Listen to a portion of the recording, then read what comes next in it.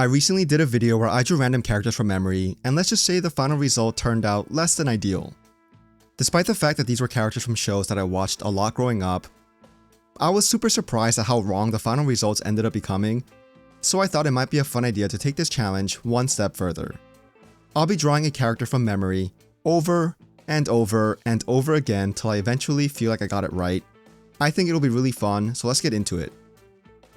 The character I chose for this drawing is none other than a Mr. Dr. Doofenshmirtz, and after further consideration, I felt like it was only right to also include his arch nemesis, this random platypus. Wait a minute, that's Perry the random platypus.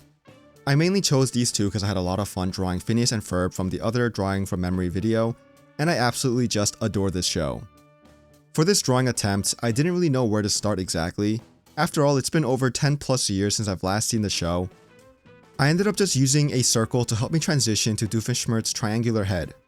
I didn't know how to go about the nose, however, and I knew that he had a pretty big one, but I just gave him a moderate sized one for now. Because his nose is so big, his eyes must also be big to circumvent this great pyramid on his face.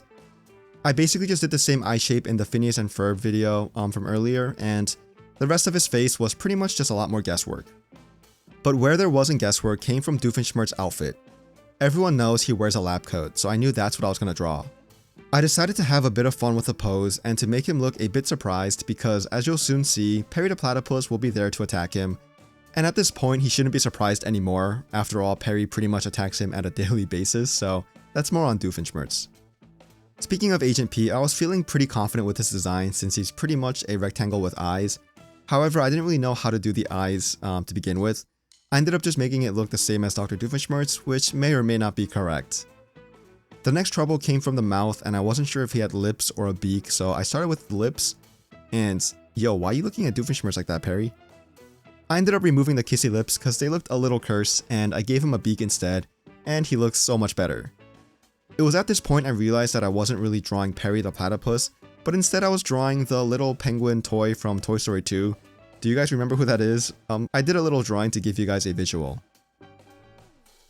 Going back to Perry, I loved the pose I gave him. I wanted this to be a bit more dynamic than the previous drawing from Memory Challenge, so I made Perry do a flying kick, and it was a lot of fun. It did take me an embarrassing amount of time staring at this image before I realized that I forgot to add Perry's tail, but luckily that was easily remediated. I moved onwards to the inking layer, and this was easy enough. Once I got all the inking laid out, I added some extra shading and figured this was as good as time as any to stop. And there we had our first drawing of Doofenshmirtz and Perry strictly from memory, and no one even needs to tell me how off I am because I know I'm very off. I was ready to try again, but before I do my second attempt, I would need to find one thing I did wrong and go from there. I moved on to Google's chatbot Gemini and plopped my image to find one thing I could improve on. The main area I looked to improve on, as per Gemini, came from Doof's nose and Perry's beak. Now that I had my main task, I was ready to jump into try number 2. I mainly kept everything the same as you can see, but I did make sure to make his nose a bit longer and less fat. Also, I made it a bit more protruding. Dang, is that Doofenshmirtz's nose in your pocket, or are you just happy to see me? From there, I also tried to make his forehead a bit bigger since I felt like his head wasn't big enough in my other attempt. I didn't even know what to do with the hair still, so I just drew random lines and moved on to finish the rest of the design, keeping it mainly the same. Perry's turn was also pretty similar. The main change came from making his beak wider and flatter. I didn't know the exact measurements, so I just ballparked his size and deemed it good enough. Slowly but surely, I was starting to see a resemblance with our semi-aquatic... what is he called in the show? Moving on to the inking layer, and this went again fairly smoothly. Now, I know coloring wasn't part of the scope of this challenge, but I felt like I should really add colors, so that's what I decided to do. And if you're enjoying what you're seeing, please leave a like, subscribe if you want to see more, and let's continue. I ballparked the different shades of the characters by pretty much eyeballing them, so it wouldn't really surprise me if everything ended up being extremely off. Once that was finished, I moved back to the first image to add coloring for that one as well, just so all pieces can have some continuity. With this finalized second attempt, I knew that I was one step closer to the final design, but not just quite there yet. So back to Gemini's office hours I went, hopefully to get my memory back. This AI Oracle has given me their next vision for my drawing, and that includes Doofenshmirtz's chin and Perry's eyes. Moving back to the drawing, and I felt like Groundhog Day because I was just doing the same thing over and over again, but this time I made sure to make the chin protrude just a bit more. And dang, is that Doofenshmirtz chin in your pocket, or are you just happy? Everything else progressed the same yet again, although I realize now that I slowly started to get a bit looser with my line work, which is a bit interesting to note. Perry's eyes being oval was huge because I knew that his circular eyes seemed a bit off, but I just couldn't quite place it before. At this rate, this was the third time drawing these characters and I was feeling better and better with each attempt, but even with all of these improvements that I gave to our characters, something still didn't feel perfect. As I mentioned before, even though I knew I was close and these pictures were resembling the two characters more than before, I went to Gemini pretty cautiously, but I also thought it might be a fun idea to ask it to rate the accuracy of my drawing. I waited with bated breath expecting a score I could be proud of. I ended up not getting that score. It was a pretty rough thing to see, but that just meant I had a lot more work to do. The main task for this new attempt was to make the hair messier and for Perry's tail to be flatter, you know, whatever that meant. So in this drawing, I didn't really know what to change. I guess I did the hair a little bit messier, but I mainly focused on making the pose a bit more dynamic and making them closer to the screen. I did this for a few reasons. One, it allows me to add more details, and two, it just lets me not draw his left hand because it's off frame now, and that's just, I mean, need I say more? I drew Perry a bit closer and bigger as well, and man, once that kick lands, it is gonna hurt. Do I even need to mention the inking anymore at this rate? Basically, while this time lapse is going on, I felt like I was really getting super accurate to the cartoon's design. I could just feel it in my bones that Gemini was going to give me a high score. The only area of caution that I had was that I didn't really change much from the previous drawing to this one. I guess I did make his chin bigger, I guess so big that only Robbie Rotten's mother could love it. But besides his abnormally long chin, I knew Gemini would give me a promising score because I knew that this resembled the characters to a T. Of course, Gemini didn't think so. A 6 seemed so disrespectful and I was just getting tired. After all, I had just drawn these two for, what about, like 4 times already, and it seemed like the end wasn't in sight. Yet behind Gemini's harsh rating, there was a beacon of light. The hint that they gave me was extremely useful. It basically said to make Doof's head shape more triangular, which at the time I thought was a stupid hint because I thought I was making it triangular already. But then I realized that maybe I should make it even more triangular and really embrace the cartoony style. Perry's advice was just as helpful, as I don't know how I got this far without realizing that he doesn't have man feet. But just like the last name of the director of the Amazing Spider-Man movie franchise, webbed feet. Moving on to the drawing yet again, I incorporated a couple of tries with a triangle until I reached one that I liked. This longer, taller triangle fit the vibe I was going for, and after adding the other erect features of Doofenshmirtz's face, my brain started to click together. I realized that I forgot yet another aspect of our Heinz's character, and that was his neck. In my other attempts, I drew Doofenshmirtz with a tall neck, but I wasn't able to get that to fit with this version of the head shape, so as I was messing around, I stumbled upon this beautiful angle as I realized it was perfect. I had completely forgotten that Doofenshmirtz had a neck so perpendicular that those in the industry would call it extreme gamer neck. It was slowly coming together like a jigsaw puzzle, but a few pieces were still unfortunately missing.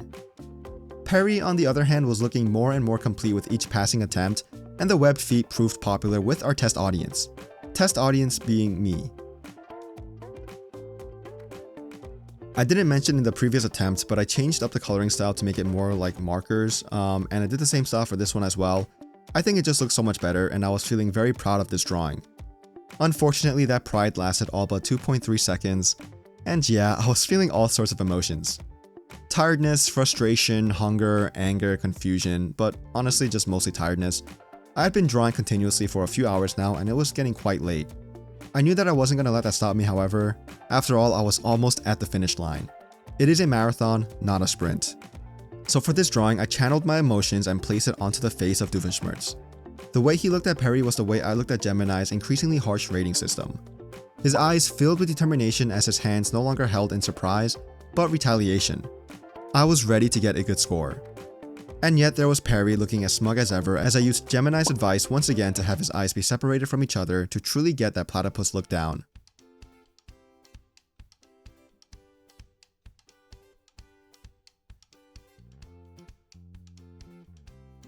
And as we see Perry slowly inching his way closer to Doofenshmirtz, it was time for another appearance with his AI Oracle.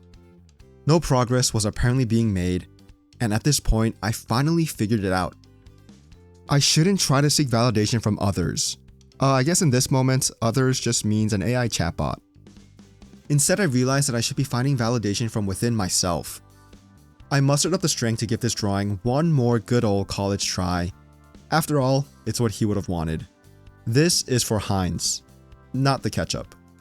So I asked Gemini yet again for another nugget of information. One more last piece of advice that can push me over the hurdle to make my image go from people being like, wow, that looks like Doofenshmirtz, to being like, wow, that is Doofenshmirtz.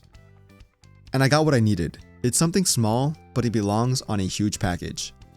I had to make Doofenshmirtz's nose taper a bit from the middle to the end, and with this tiny piece of evidence, I was ready to try once more. As I progressed with this 7th and final attempt, I found myself feeling more confident with my art, something I didn't think would happen when I first started, but I was locked in. I took all the lessons from the 6 prior pieces and combined them all into one drawing, and when I got to Perry, I just made sure not to change too much from the other tries because I thought he was, pretty much perfect.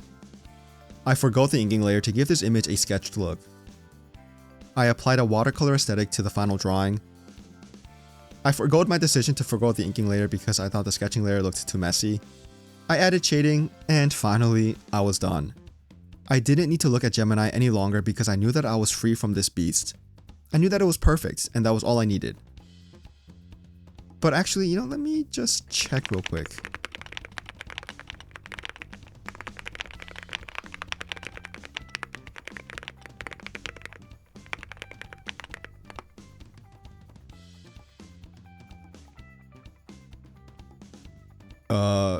You know what? I take it all back. Gemini clearly knows what they're talking about, so you should listen to them probably. Before we move on to revealing, the original designs and comparing the two, I wanted to look through the different versions that I drew and see how we got to where we are. When I first started these drawings, I thought it would be a few attempts at most until I perfected the designs of the characters, but to my surprise, this took, multiple hours and about 7 attempts. I don't think it would have been as bad if I didn't just start so late into the night. It's pretty cool seeing how not only did the designs get better and better, but my drawing ability with the poses and the fluidity of the characters also got better. Each piece, improved so much more than the last, and I'm at a place where I'm actually super happy with the final result. That being said, let's move on to the comparison. And yeah, I think I got mostly things correct for both characters. It's just little things like the lab coat shouldn't be so baggy, or like the hair, or Perry's hat and tail. Alright guys, this was really fun, and it's actually really funny because as I'm recording, this final piece of the voiceover, I see on YouTube that they released a trailer for a new Phineas and Ferb show apparently. I'm so ready for 104 more days of summer vacation. I am actually ecstatic because I just loved the show growing up, and now that I'm older, hopefully I can find some new enjoyment out of it, but we'll see.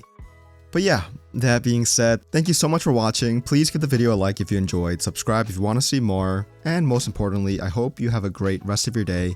Thank you so much, and goodbye.